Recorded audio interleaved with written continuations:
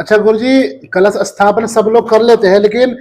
कई लोगों के मन में ये भ्रम रहता है कि कलश को माँ भगवती के कौन सी साइड में रखा जाए, तो वो कौन सा शुभ स्थान हो महाराज जी? बहुत सुंदर। तो कलश को, जो भगवती का चित्र यदि आपने रखा है, स्थापना जहां पर की है, वहां पर कहीं कहीं जौ बोए जाते हैं, और उस जौ की खेतरी बोने के बाद, क्योंकि वही तो क्या है, नमो देव्यै महादेव्यै शिवायै सततम नमः, नमः प्रकृति भद्रायै नियता प्रणता स्मता, वो प्रकृति की देवी है, उसी का साक्षात्कार होगा, तो वो देवी के सम्मुख हो या देवी के दक्षिण में हो, दक्षिण यानी कि दाएं हाथ की तरफ हो,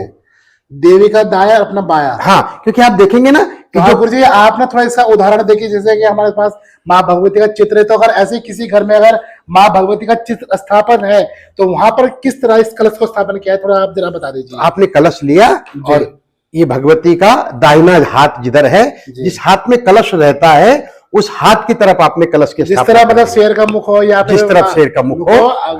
दोस्तों समझने के लिए आप देख लीजिए, जैसे आपने कोई भी चौकी ली घर में, ये तो हम आपको एक बता रहे कि आपके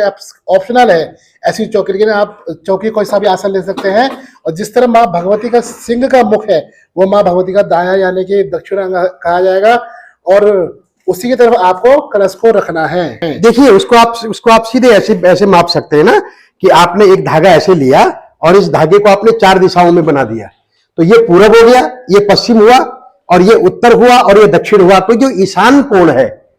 पूरब और उत्तर के बीच का जो कोण है, ईशान कोण, जहां पर हमने अभी कलश स्थापन की, वहां पर स्थापन कर दे या देवी के सम्मुख रख दे। तो आप भी कलश को स्थापन करते समय ये विशेष ध्यान रखिएगा, जैसा हमने बताया है कि माँ भगवती के ही, यानी जिस तरह सिंह का मुख होगा, यानी कि अगर आप देखेंगे तो जो कि सीधे तरफ, यानी सीधे तरफ अगर जो स्थान है, वहीं पर आप